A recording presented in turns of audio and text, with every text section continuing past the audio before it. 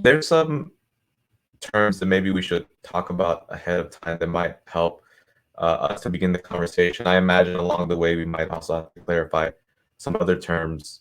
But three that come to mind that might be helpful to get us started in the discussion is Rojava, including pronunciation, the AANES, and if y'all think so, maybe we can also talk about Kurdistan, because in our conversations about Rojava, we've always found the need to briefly talk about these three things in the least. But yeah, if y'all have different ideas, other terms to clarify, feel free. We have time for that. Sure, I'll go ahead and start with the response. Rojava means west. Literally, it means where the sun sets, but it means west in Kurdish, and it refers to the western part of Kurdistan. Let me explain that a little more. Kurdistan is currently and has, for the past century, been occupied by 4 countries in the Middle East: Turkey, Iraq, Iran, and Syria. The overall Kurdistan spans across an area as big as, actually a little bigger than Great Britain, and has a total population of 35 to 40 millions. The biggest part of Kurdistan occupied by a nation state is the Turkish occupied part to the north, with almost half the population and more than half the size. And the smallest part of the 4 occupied parts is the Syrian occupied part, which we call Rojava, again referring to Western Kurdistan.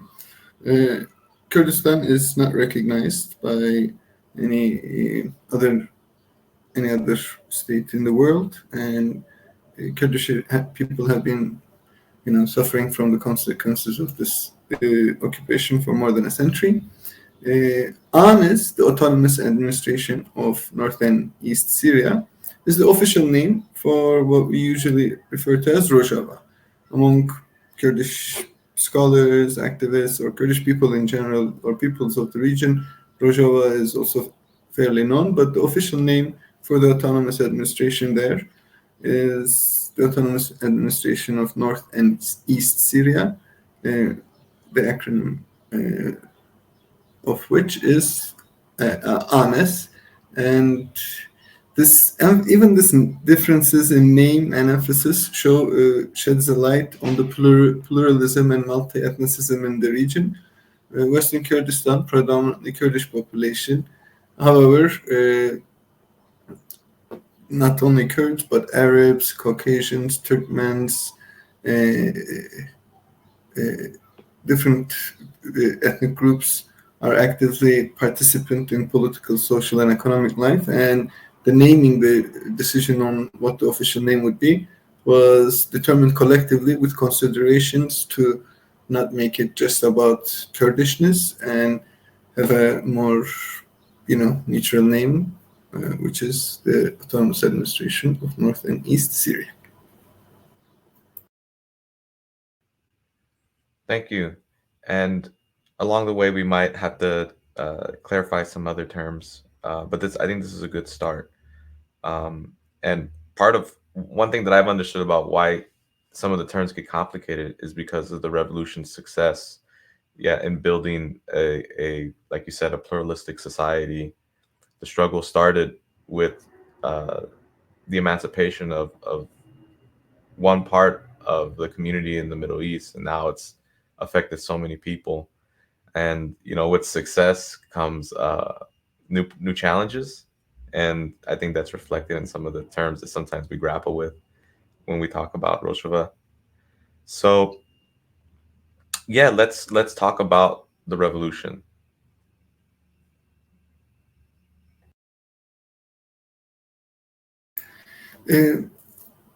I'll begin with some political and historical context, and Anya, please feel free to jump in at any point.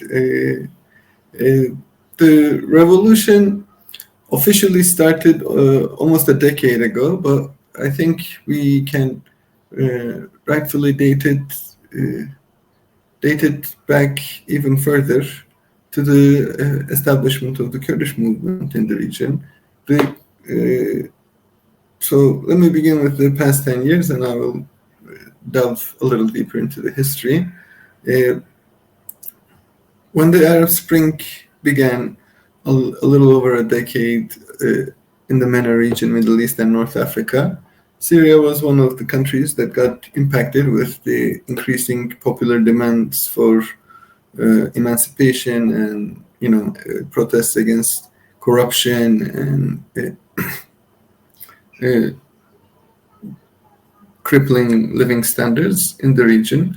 And in 2012, Syrian people started taking to the streets and protesting Bashar al-Assad's policies in all different levels. The Syrian government responded to a really brutal crackdown of the people, unarmed people in the streets, and some Middle Eastern and Western countries capitalized on this unrest and started funding armed factions from these disgruntled masses.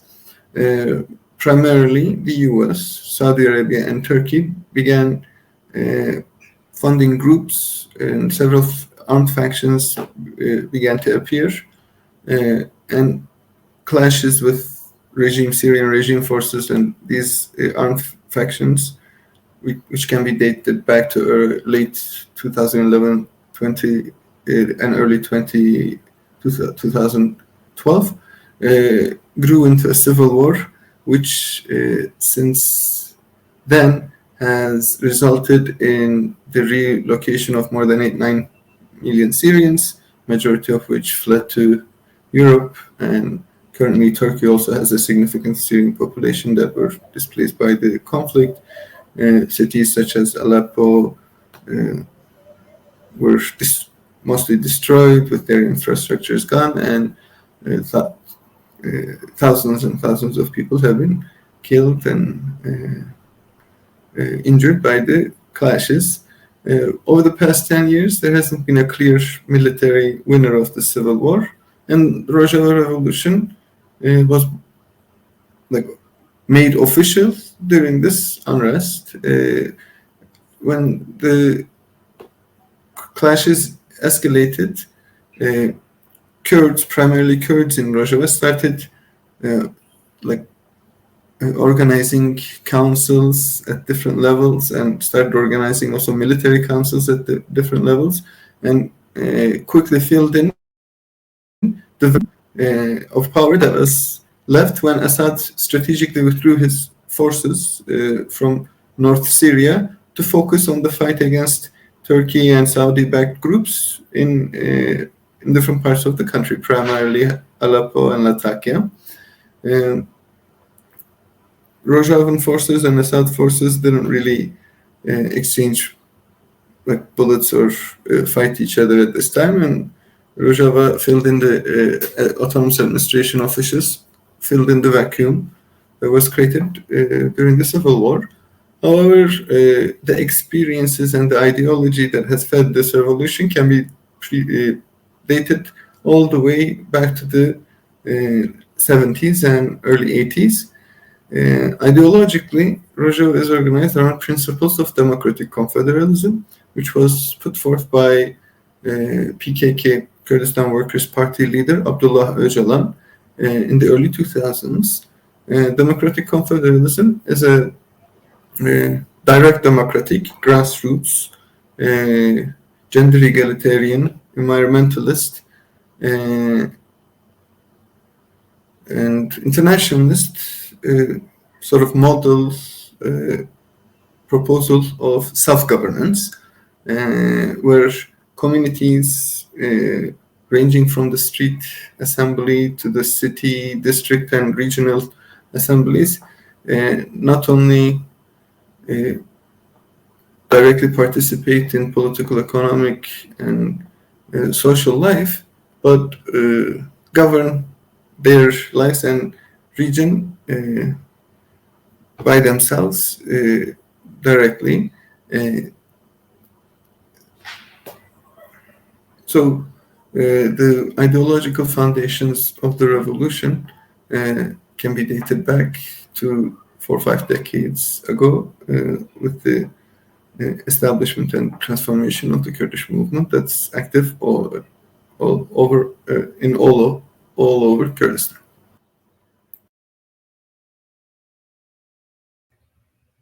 Anya, was there anything that you wanted to add?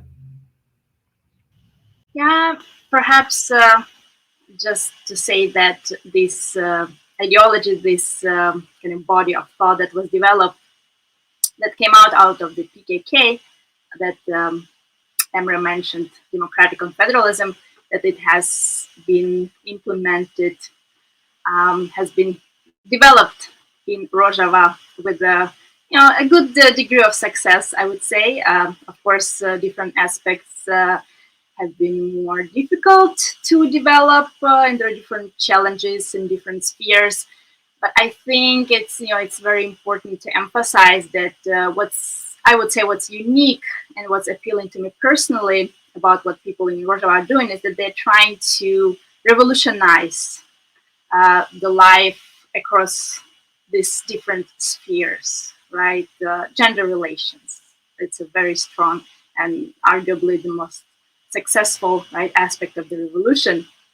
Women's empowerment, social ecology, right? There is this awareness and efforts to raise consciousness about the need to change our relationship to nature. There is an aspect of democratizing economy through building cooperatives, and that's where bridges can be built with groups like Crops Not Cages. There is also an attempt to change how we do justice, right? How we solve conflicts among each other. So there is a bridge with the ideas and practices of abolition in the United States. Democratization of politics through popular assemblies that are located, that are built on a village level, on a neighborhood level. As Emre mentioned, the idea is that people can directly decide on the matters that affect their life by coming together and talking about those matters. What else? Pluralism, right? And Emre mentioned that they aspire to overcome the nation-state model, right? They aspire to overcome the favoring of certain ethnic or religious groups within the state, right? So it's a non-state type of democracy where different ethnic groups have, can have autonomy in terms of the issues that affect them, right? But they do not aspire to build their own state and exclude other religious and ethnic groups, right? So there's a completely different paradigm at work here. Yeah, so a lot of things are being changed there.